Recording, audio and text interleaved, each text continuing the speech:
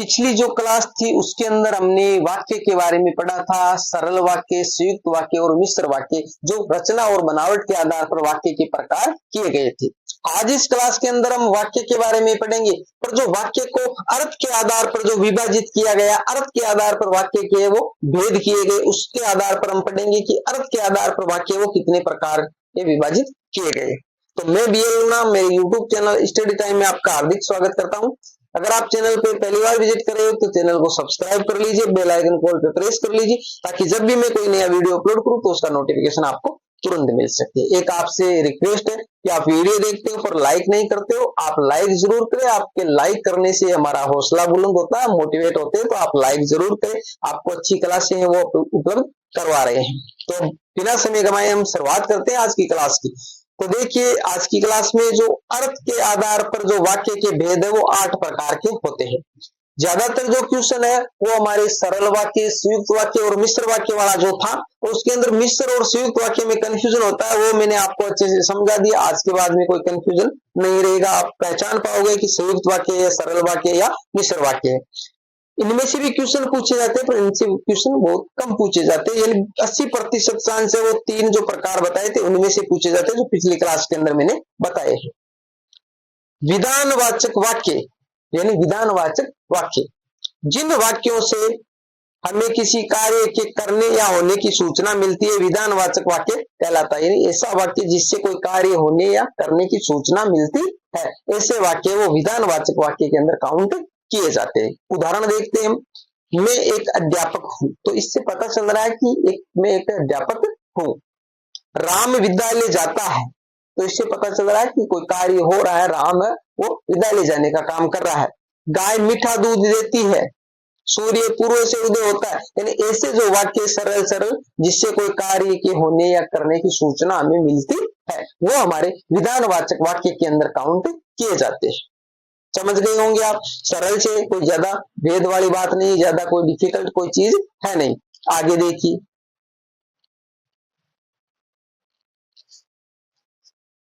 आगे हम बात करते हैं 2 नंबर वाक्य, नकारात्मक वाक्य, यानी उससे नहीं का बोध होगा। जिन वाक्यों से निषेध अर्थात किसी कार्य के नहीं करने या नहीं होने की सूचना मिलती है, नकारात्मक वाक्य कहलाते हैं।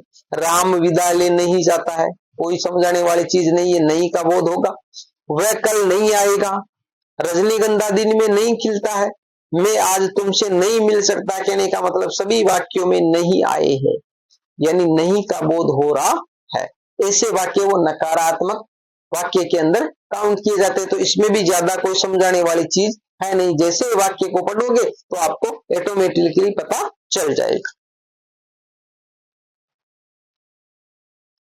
बात करें हम 3 नंबर प्रकार की, प्रश्नवाचक वाक्य। पढ़ते ही पता चल रहा है कि इससे एक प्रश्न का बोध होगा, प्रश्न की जानकारी मिलेगी, क्वेश्चन किया जाएगा।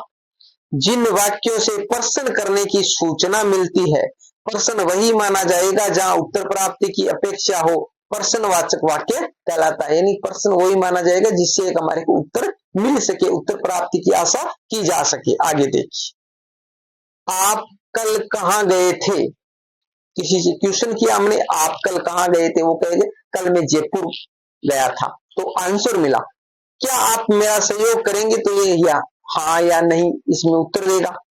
आपकी घड़ी में कितने बजे, तो ये बताएगा 2 बजे, 5 बजे, 10 बजे, जो भी टाइम होगा वो बताएगा। तो इससे हमारे को तीनों से एक उत्तर मिल रहा है। ऐसे वाक्य है वो प्रश्नवाचक में काउंट किए जाएंगे। नोट में क्या लिखा है, कहां, कौन, क्या, कब, कैसे, क्यों, कितना आदि प्रश्नवाचक शब्दों का इस्तेमाल किया जाता है, यानी आदि शब्द है वो इसके अंदर काउंट किए जाएंगे। आगे बात करते हैं 4 नंबर वाक्य की। जो 4 नंबर वाक्य का प्रकार है अर्थ के आधार पर, तो वो कौन सा है, वो है हमारा आज्ञार्थक वाक्य। आज्ञार्थक वाक्य, जिन वाक्यों से आज्ञा लेने या आज्ञा देने की सूचना मिलती है, आज्ञार्थक वाक्य कहलाते। निवेदन पूर्वक किया गया आग्रह भी इन्हीं वाक्यों में आता है, यानी किसी से हम जो निवेदन करते हैं वो भी इसी के अंदर काउंट होगा, या फिर आज्ञा देने या आज्ञा लेने की जो बात आए वो भी इसी के अंदर आएगी। उदाहरण देखते हैं, आप यहां से चले जाइए, तो ये कह रहा आप यहां से चले जाइए, तो ये आज्ञा दे रहा आप यहां से चले जाइए। तुम कक्षा 10 में पढ़ाने जाओ, जैसे मान लिया कोई प्रिंसिपल है, कोई प्रधानाध्यापक है, वो किसी अध्यापक से कह रहा है कि आप कक्षा 10 में पढ़ाने के लिए जाओ, क्या मैं अंदर आ सकता हूं? तो हम जैसे क्लास से बाहर रहते हैं तो कोई सर या मैडम है क्लास के अंदर होते, तो हम कहते हैं मे आई कम इन सर, बोलते ही नहीं बोलते, क्या मैं अंदर आ सकता हूं? तो हम आज्ञा ले रहे हैं, आज्ञा दे रहे हैं, किसी से निवेदन कर रहे हैं, तो ऐसे जो वाक्य वो इस आज्ञार्थक वाक्य के अंदर काउंट किए जाएंगे। ठीक है, आगे देखिए हमारा 5 नंबर का प्रकार, ये ज्यादा हार्ड नहीं है, सरल है, पर आपके दिमाग में होने जरूरी है। वहां पर जब एग्जाम में क्वेश्चन आ जाए तो आपको पता ही नहीं चलता है, इसलिए इसको भी थोड़ा देखना जरूरी हो जाता है। इच्छार्थक वाक्य, जिन वाक्यों से इच्छा, शुभकामना, आशीर्वाद, सुझाव आदि भावों की अभिव्यक्ति होती है, इच्छार्थक वाक्य कहलाते हैं। यानी उसके अंदर इच्छा भी आएगी, शुभकामना भी आएंगी, सुझाव भी आएगा, आशीर्वाद भी आएगा, ऐसी जो शब्द आए, ऐसी जो भावना प्रकट की जाए तो वो हमारे इच्छार्थक वाक्य, ऐसी हमारी इच्छा है। देखो, ईश्वर तुम्हारा भला करे, हम किसी को आशीर्वाद देते, ईश्वर तुम्हारा भला करे। दीर्घायु बनो, ये भी एक आशीर्वाद है। आज तो चाय पीने का मन कर रहा है, तो मन कर रहा का मतलब है इसकी इच्छा हो रही है, आज तो चाय पीने का मन कर रहा है। जियो, ये देखो छोटा सा, ये भी एक वाक्य, पूरा वाक्य जियो, किसी को हम आशीर्वाद दें, जियो। दीर्घायु बनो, ऐसे जो वाक्य तो छोटे हैं फिर भी ये पूरे वाक्य है, तो ऐसे जो वाक्य वो इच्छार्थक में काउंट किए जाएंगे। आगे देखिए 6 नंबर का वाक्य, 6 नंबर का जो हमारा प्रकार है वो है संदेहवाचक वाक्य, यानी कोई संदेह हो किसी चीज पे, ऐसे वाक्य जिनके होने या करने में संदेह या संभावना व्यक्त की जाए संदेहवाचक वाक्य कहलाते हैं। यानी ये व्याकरण है, उस व्याकरण के जो टॉपिक है एक दूसरे से जुड़े हुए हैं। मैंने आपको कई बार बता दिया, तो किसी भी एग्जाम का सिलेबस है उसके हिसाब से आपको नहीं देखना है, पूरी व्याकरण को अच्छे से पढ़ना, तभी आप अच्छे से एग्जाम में जो आपका जो परफॉर्मेंस है वो कर पाओगे। क्योंकि अगर आप अच्छे से पूरी व्याकरण को नहीं देखोगे तो आप उस टॉपिक के हिसाब से, हाँ जब आप पूरी व्याकरण अच्छे से समझ जाते हैं उसके बाद में आप जो एग्जाम में जैसा सिलेबस दे रखा उसके आधार पर तैयारी कर सकते हो, परंतु शुरुआत आपको जब करते हो आप तो पूरी व्याकरण आपको अच्छे से आनी चाहिए। शायद आज वर्षा होगी, शायद का मतलब संदेह हो भी सकती है और नहीं भी हो। संभवतः मैं कल नहीं आऊंगा, संभवतः मतलब पूरी को है कि मैं आ भी सकता हूं नहीं भी आ सकता हूं, संभवतः। जहां तक मुझे याद है ऐसा नहीं हुआ, जहां तक मुझे याद है ऐसा नहीं हुआ, तो यहां पर कहने का मतलब एक जहां तक मुझे याद है तो संदेह है कि ऐसा नहीं हुआ, अब हो भी सकता है, पर यह कह रहा कि जहां तक मेरे को ऐसा है कि ऐसा नहीं हुआ था, ऐसा है। आगे देखिए 7 नंबर है हमारा शर्त सूचक या संकेतवाचक वाक्य, जिन वाक्यों में कार्य, कारण या संबंध प्रदर्शित हो, अर्थात किसी कार्य के करने या होने में पीछे शर्त का उल्लेख हो, अर्थ शर्त सूचक वाक्य या संकेत सूचक वाक्य कहलाते। यदि तुम, अब यहाँ पर वाक्य आ गए हैं, कहने का मतलब इनमें क्या होगा कि किसी शर्त का जो उसमें उल्लेख होगा, कोई शर्त होगी। ये कह रहा है यदि तुम पढ़ते तो अवश्य सफल हो जाते, ये शर्त थी कि तुम पढ़ते तो सफल होते, इसने पढ़ाई नहीं की।